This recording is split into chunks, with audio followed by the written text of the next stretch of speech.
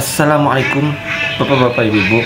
Viral lagi ya di media sosial bahwa Habib Hussein Bagil menyatakan statement seperti ini, tanggapan tentang kisruh Nasabih.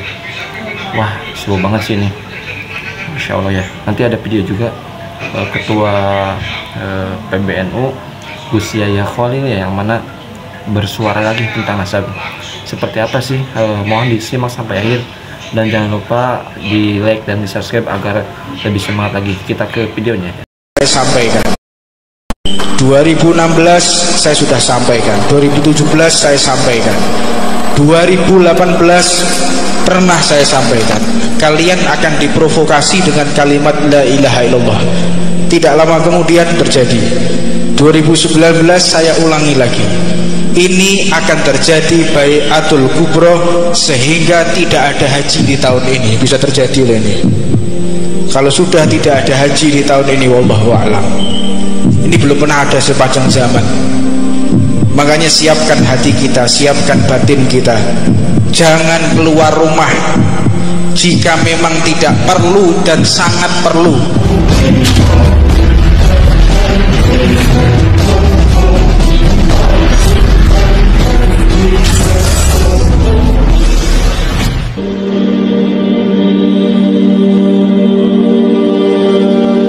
Antum ketahui, ini sudah akhir zaman. Beberapa tahun yang lalu, tahun 2017, saya sudah menyampaikan akan datang Bai'atul Kubro, Bai'at Imam Mahdi. Ini tidak main-main. Ka'bah sudah sepi, penyakit wabah ada di mana-mana, dan antum akan saksikan dalam waktu dekat kalian tidak akan berjumpa yang namanya habaib. Habaib akan hilang dalam waktu dekat ini. Tidak akan kalian menemukan yang namanya dzurriyyah Nabi Muhammad. Ini waktu yang sangat mencekam. Nikmati saat-saat bisa bersama saya di sini. Tidak lama lagi kalian sudah tidak bisa melihat saya lagi. Dalam waktu dekat, nikmati majelis para habaib, para kiai yang ada di Tuban. Istiqomahi hadir. Untuknya seriuslah ketika hadir di majelis taklim. Niat qawiyah, niat yang sangat kuat. Almar'u ma'aman ahab, seseorang akan dikumpulkan dengan yang dia cintai. Mudah-mudahan kita hidup bersama di dunia dan wafat pun kita akan bersama-sama, insyaallah.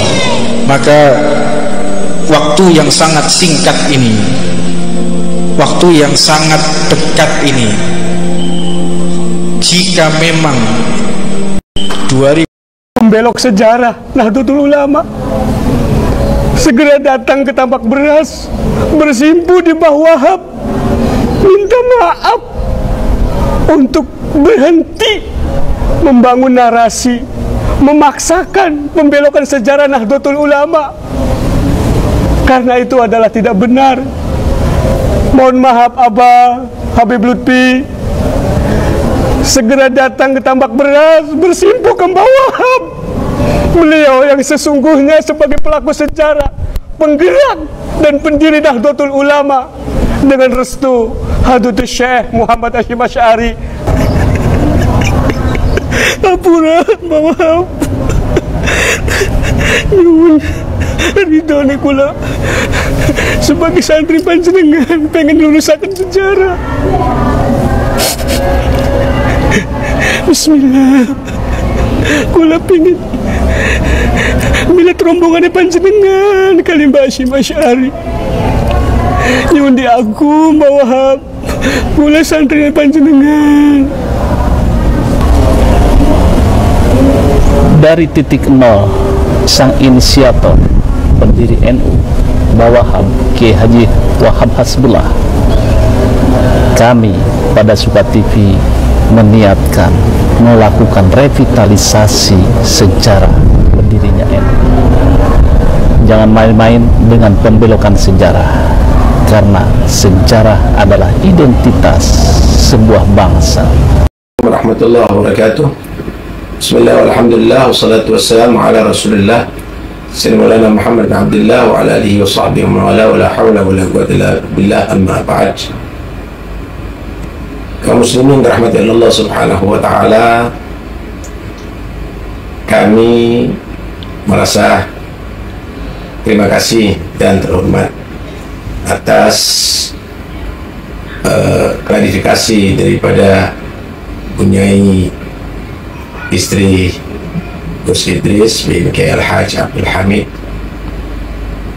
Kami adalah sama-sama bersatu, keluarga Habib Ja'far dan keluarga Ki Abdul Hamid adalah hubungan yang sangat erat. Siapa yang mengganggu keluarga kami, maka itu sama dengan mengganggu keluarga Ki Abdul Hamid, dan siapa yang mengganggu keluarga Ki Abdul Hamid itu adalah sama dengan mengganggu kami. Karena itu, sadarlah wahai Anda yang ingin mengadu domba kepada kami, bahwa kami adalah seperti keluarga, bahkan lebih daripada keluarga. La yadkhulul jannah namam, nggak masuk surga orang yang mengadu domba. Mudah-mudahan Allah buka hati Anda dan pikiran Anda menjadi orang yang baik dan menjadi orang-orang yang soleh. Sekali lagi, terima kasih, rasa hormat kepada Gus Idris. Mudah-mudahan panjang umur, sehat walafiat, zahir batin, serta istri dan semua anak-anaknya dan seluruh keluarga Ki Abdul Hamid. Hafizakumullah fi kanafillah wa fi riayatillah.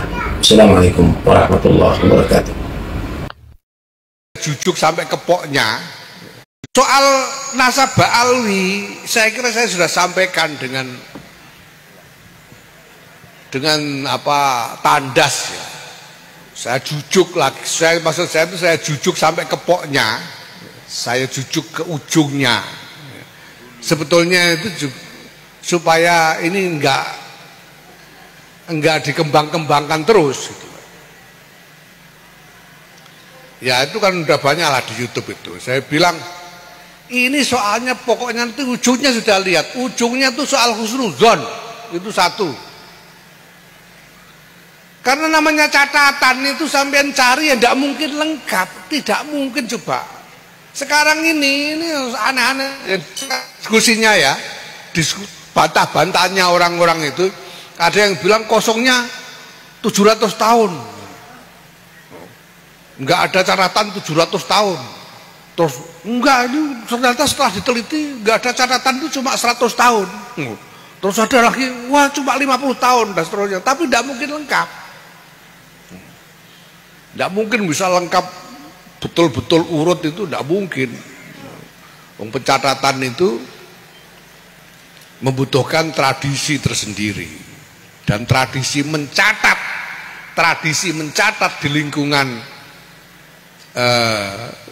Islam itu tradisi baru, apalagi di lingkungan orang Arab itu tidak bisa nyatat, makanya disebut bangsa ummi itu karena tidak punya kebiasaan mencatat.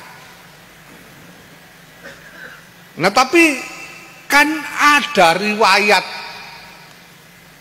oral dari mulut ke mulut itu ada. Nah sampean kalau mau ngurus itu sekalian nanti sampean ngurus nasabnya Kanjeng Nabi sampai ke Nabi Ibrahim, catatannya sumbernya dari mana kan repot juga. Apalagi sampai Nabi Adam, nah, sudah repot semua.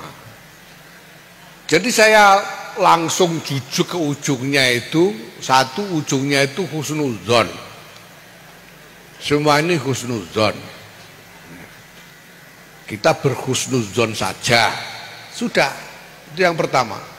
Yang kedua saya sampaikan yang kedua bahwa asar nubuwah itu bukan cuma silsilah nasab melalui jalur laki-laki itu.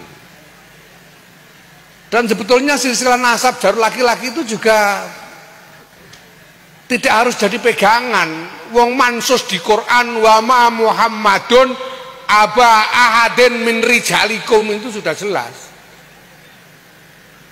Jadi tidak harus pegangan nasab laki-laki itu tidak harus. Maka saya lebih milih ikut Syekhina Kiai Maimun Zubair yang pegangannya pokoknya nutfah nubuwah. Dari laki-laki, dari perempuan sama saja, begitu saja. Sehingga keyakinannya sebagian besar orang-orang pesantren itu ada nutfah nubuwah itu ada. Karena Kiai Maimun mengatakan orang bisa jadi kiai itu, apalagi kiai besar, itu ya kemungkinan besar dia membawa nutfah nubuwah. Karena dia bawa imamah diniyah. Nah kalau nutfah nubuwah dari laki-laki maupun perempuan martabatnya sama saja. Kalau yang pegang nasab laki-laki harus dimuliakan, yang turun dari perempuan juga harus dimuliakan. Gitu.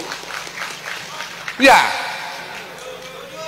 Jadi tidak bisa ada pihak yang mengklaim, mengaku saya lebih mulia, saya paling mulia. Ini sama mulianya. Saya hakul yakin Kiai Syafi'i ini juga lahu nutfah nubuwah. Sama mulianya. Walaupun nggak pakai nama fam. Jadi semuanya, dan ini biasa di dalam agama. Kita tahu Lailatul Qadar dirahasiakan, walinya Allah dirahasiakan. Ya, waktu mustajab di hari Jumat dirahasiakan supaya apa? Supaya kita memuliakan semuanya tanpa kecuali. Gitu loh. Tidak perlu merasa paling, tapi saling memuliakan. Itu yang paling penting. Itu soal nasab tadi ya. Jadi menurut saya sih ya yang ribut-ribut kurang kerjaan, biarin. Dua, ada Sayyid, ada Habib. Nah, dulu yang datang berdakwah ke sini itu rumpun Ba'alawi.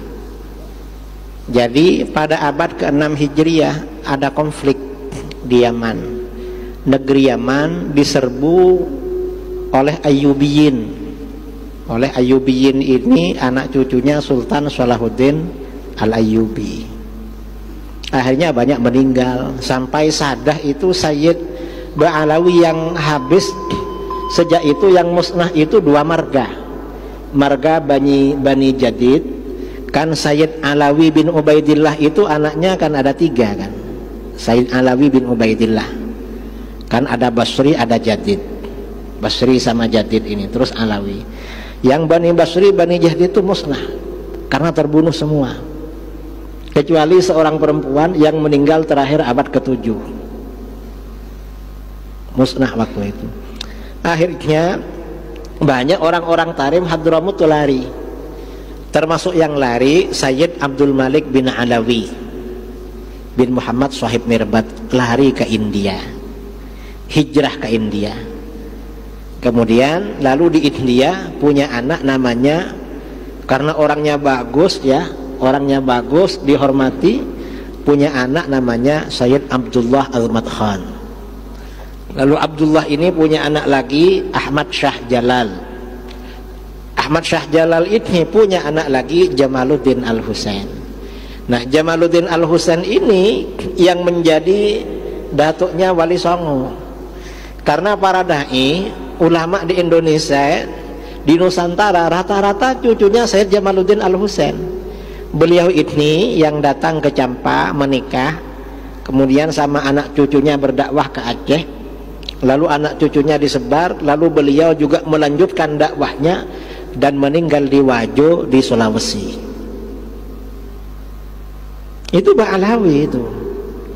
Lalu kemudian pada abad ke berapa ya, beberapa ratus tahun kemudian kalangan habaib ke sini. Yang pertama kali datang itu dari klan Basyaiban. kemudian Habib-Habib yang lain ke sini. Itu nasabnya sahih. Oke teman-teman, bapak-bapak, ibu-ibu, tadi dia tanggapan dari Gus Yahya Khalil ya, yang mana terkait nasab Habib ini ya teman-teman, karena banyak beredar di YouTube itu saling memberikan argumen ya tanpa data ya gitu ya intinya. Jadi intinya Gus Yahya Khalil meluruskan di sini ya, memberikan statement ya, apalagi beliau adalah ketua PBNU ya, nah seperti itu.